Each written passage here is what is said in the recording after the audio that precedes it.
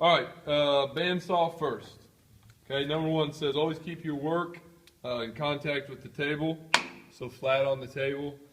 It doesn't happen very often, but sometimes somebody will think it's a good idea to cut an angle like that. You cannot ever do that. Not okay, not cool. Always got to be flat on the table.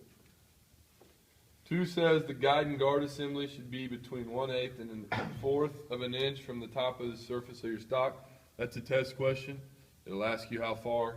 The answer is 1/8 to 1/4. That is this contraption, and it should be just barely above the board.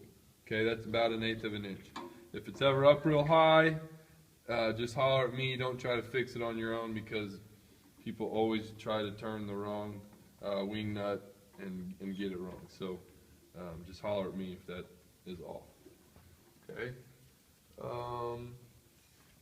Hands and fingers, basically outside of the blade. So even if you're cutting really far back, don't be in line with the blade. Always be on the sides, or both hands on one side, or both hands on the other side, or straddling it, but never have one in line with the blade. That's a test question too. It says where should your hands be?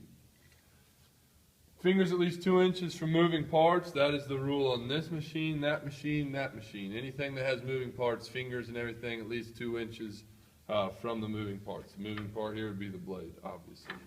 So fingers 2 inches away. Don't try to turn too sharp. We'll talk about how to cut curves, but until we talk about that, just don't cut curves. Okay, only cut straight cuts on the bandsaw. And do not attempt to remove sawdust, scraps, anything like that until the saw completely stops. So you shut it down, you wait for it to completely stop, and then you can brush things off. Okay? And then the last one, don't let the board touch and then turn it on. You can be close, but turn it on, let it get going full RPM, and then start cutting. Okay? That's the bandsaw.